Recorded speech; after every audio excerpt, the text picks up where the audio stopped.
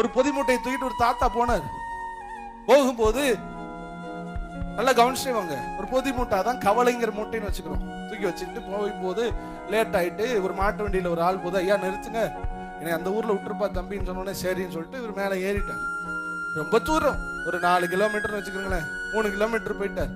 போயிட்டு யதார்த்தமா திரும்பி பார்க்கும்போது இந்த பெரியவர் மூட்டைய தலையில வச்சுக்கிட்டே மாட்டு வண்டியில என்ன பண்ணிருக்காரு, உட்கார்ந்து திருப்பி பார்த்து கேட்டாரா, யோ தாத்தா, என்ன தாத்தா இவ்வளவு என்ன பண்ணிக்கிட்டு இருக்கீங்க?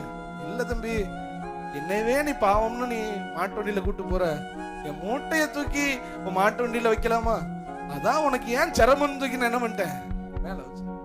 அதோட சொன்னாரா, ஐயா உன்னை தூக்கிட்டு போற இந்த மாட்டு வண்டி மூட்டைய தூக்காதா, ரெண்டையும் தான் ஏன் தூக்கிட்டு வருதுன்னு சொன்னாரா.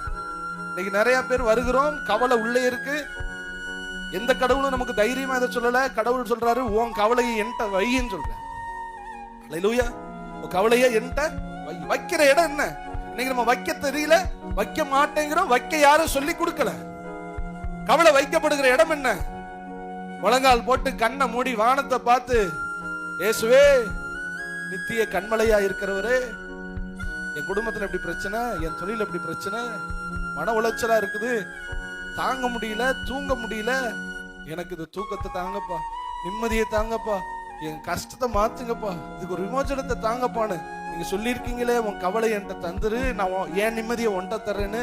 உங்க நிம்மதி என்கிட்ட தந்துட்டு என் கவலையை நீங்க சுமந்துக்கு இருக்க சாமின்னு ஜெபம் பண்ணும் பொழுது உங்க கொஞ்ச நேரத்துல உங்களுடைய இருதயத்திலையும் மனசுலையும் ஒரு சமாதானம் உண்டாகும். என்ன சமாதானம் உண்டாகும்?